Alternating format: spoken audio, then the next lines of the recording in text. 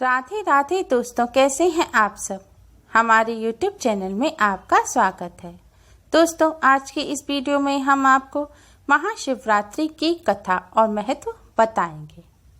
महाशिवरात्रि हिंदुओं का प्रमुख त्योहार है।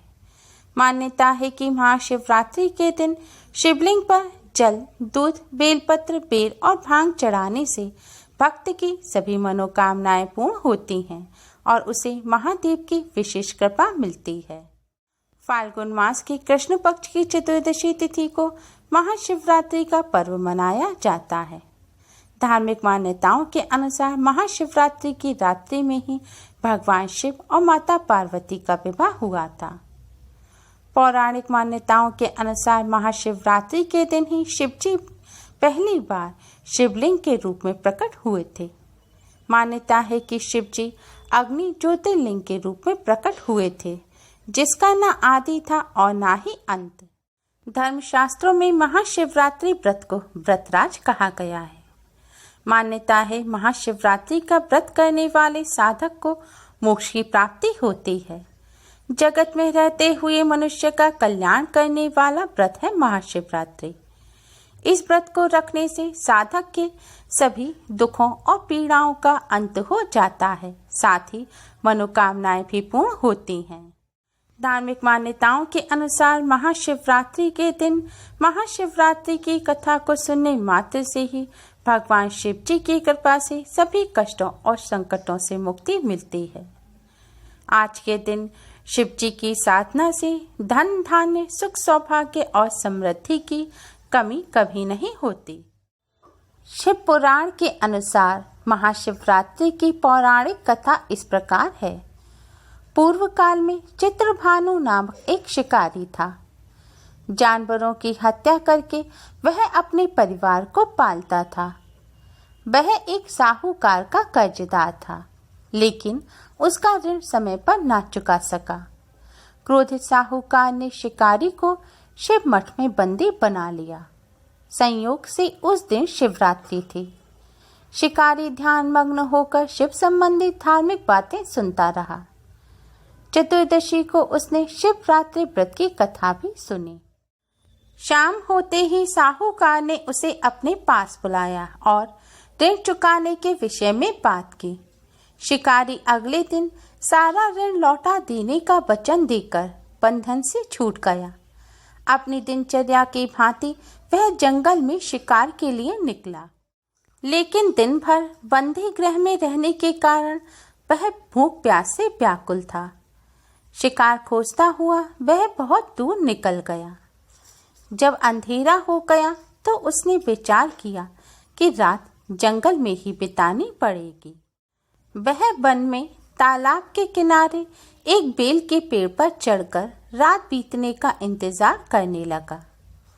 बिल्व वृक्ष के नीचे शिवलिंग था, जो बिल पत्रों से ढका हुआ था। शिकारी को उसका पता न चला। पड़ाव बनाते समय उसने जो टहनियां तोड़ी, वे संयोग से शिवलिंग पर गिरती चली गईं।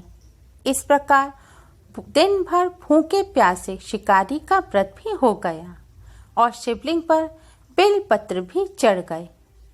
एक पहर रात्रि बीत जाने पर एक गर्भिणी हिरनी तालाब पर पानी पीने पहुंची।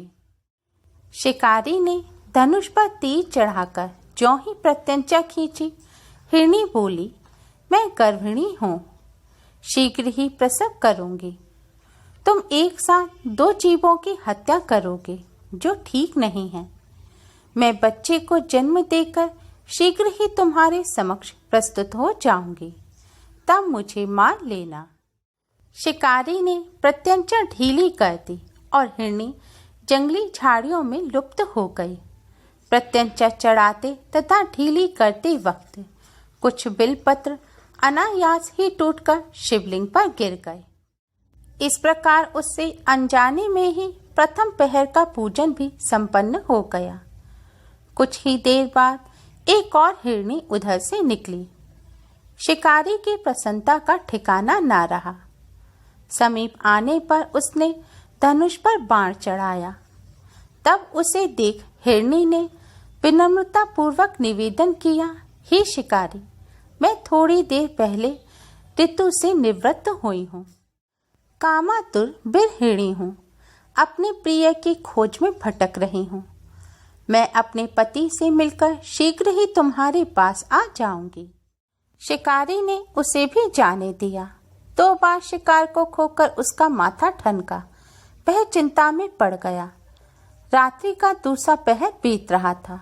इस बार भी धनुष से लगकर कुछ बेलपत्र शिवलिंग पर जा गिरे तथा दूसरे पहर की पूजा भी संपन्न हो गई। तभी एक अन्य हिरणी अपने बच्चों के साथ उधर से निकली। शिकारी के लिए यह स्वर्णिम अवसर था। उसने धनुष पर तीर चढ़ाने में देर नहीं लगाई। वह तीर छोड़ने ही वाला था कि हिरणी बोली, हे शिकारी, मैं इन बच्चों को इनके पिता के हवाले कर लौट आऊंगी। इस समय मुझे मत मारो। शिकारी हंसा और बोला, सामने आए शिकार को छोड़ दूं, मैं ऐसा मूर्ख नहीं। इससे पहले मैं 2 बार अपना शिकार खो चुका हूँ। मेरे बच्चे भूख प्यास से व्यग्र हो रहे होंगे। उत्तर में हिरणी ने फिर कहा, जैसे तुम्हें अपने बच्चों की ममता सता रही है, ठीक वैसे ही मुझे भी। हे शिकारी, मेरा विश्वास करो, मैं इन्हें इनके पिता के पास छोड़कर तुरंत लौटने की प्रतिज्ञा करती हूँ। हिरणी का दीन स्वर सुनकर शिकारी को उस पर दया आ गई। उसने उस मृगी को भी जाने दिया। शिकार के अभाव में तथा भूख प्यास से व्याकुल शिकारी अनजाने में ही बेल वृक्ष पर बैठा बेलपत्र तोड़ तोड़कर नीचे फेंकता जा रहा था। सुबह होने को हुई तो एक हष्ट पुष्ट मृग उसी रास्ते पर आया। शिकारी ने सोच लिया, इसका शिकार वह अवश्य करेगा।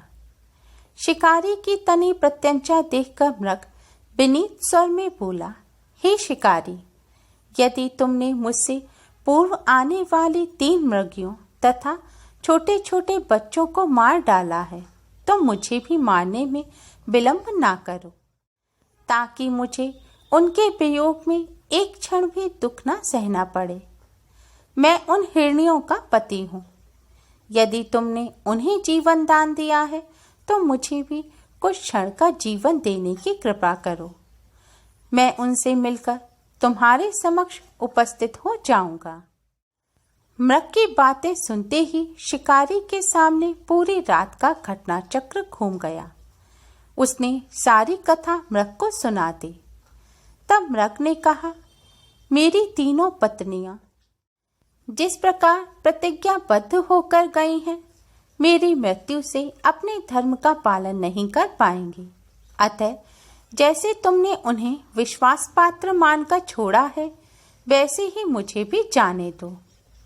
मैं उन सब के साथ तुम्हारे सामने शीघ्र ही उपस्थित होता हूँ। शिकारी ने उसे भी जाने दिया। इस प्रकार प्रातः हो आई।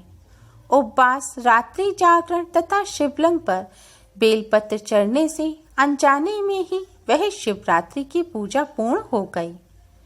पर अनजाने में ही की हुई पूजन का परिणाम उसे तत्काल मिला। शिकारी का हिंसक हृदय निर्मल हो गया। उसमें भगवत शक्ति का वास हो गया। थोड़ी ही देर बाद वह मृग सपरिवार शिकारी के समक्ष उपस्थित हो गया ताकि वह उनका शिकार कर सके। किंतु जंगली पशुओं की ऐसी सत्यता, सात्विकता एवं सामूहिक प्रेम भावना देखकर शिकारी को बड़ी ग्लानि हुई। उसने मृग परिवार को जीवन दान दे दिया। अनजाने में शिवरात्रि के व्रत का पालन करने पर भी शिकारी को मोक्ष की प्राप्ति हुई।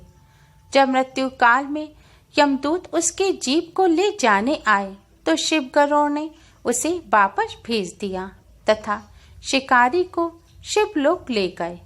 शिव जी की कृपा से ही अपने इस जन्म में राजा चित्रभानु अपने पिछले जन्म को याद रख पाए तथा महाशिवरात्रि के महत्व को जानकर उसका अगले जन्म में भी पालन कर पाए।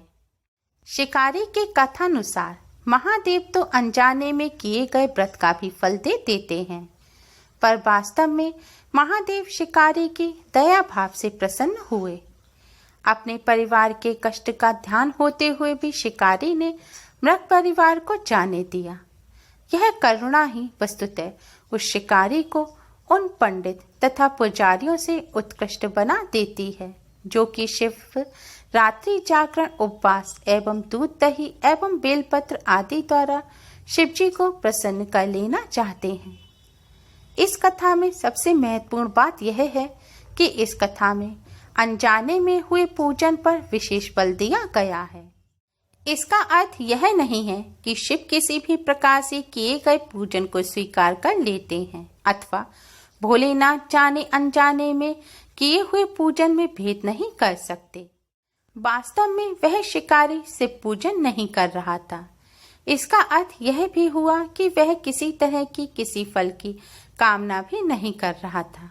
उसने मृत परिवार को समय एवं जीवन दान दिया जो कि शिव पूजन के समान है। शिव का अर्थ ही कल्याण होता है। उन निरीह प्राणियों का कल्याण करने के कारण ही वह शिव तत्व को जान पाया तथा उसका शिव से साक्षात्कार हुआ। परोपकार करने के लिए महाशिवरात्रि का दिवस होना भी आवश्यक नहीं है। पुराण में 4 प्रकार के शिवरात्रि पूजन का वर्णन है। मासिक शिवरात्रि प्रथम, आदि शिवरात्रि तथा महाशिवरात्रि। पुराण वर्णित अंतिम शिवरात्रि है नित्य शिवरात्रि। वस्तुतः प्रत्येक रात्रि ही शिवरात्रि है। अगर हम उन परम कल्याणकारी आशुतोष भगवान में स्वयं को लीन कर दें तथा कल्याण मार्ग का अनुसरण करें, वही शिवरात्रि का सच्चा व्रत है।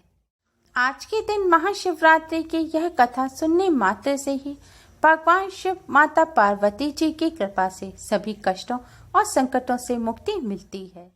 आप सभी को हमारी तरफ से महाशिवरात्रि की हार्दिक शुभकामनाएं। हर हर महादेव। उम्मीद है आपको हमारी ये वीडियो पसंद आई होगी। प्लीज़ लाइक करें। हमारी इस वीडियो को अपने फ्रेंड्स और रिश्तेदारों में ज़्यादा से ज़्यादा शेयर करें जिससे वह भी इसका लाभ उठा सकें। हमारी और भी वीडियोस के लिए हमारे चैनल को सब्सक्राइब करना ना भूलें। Thanks for watching. Radhe Radhe.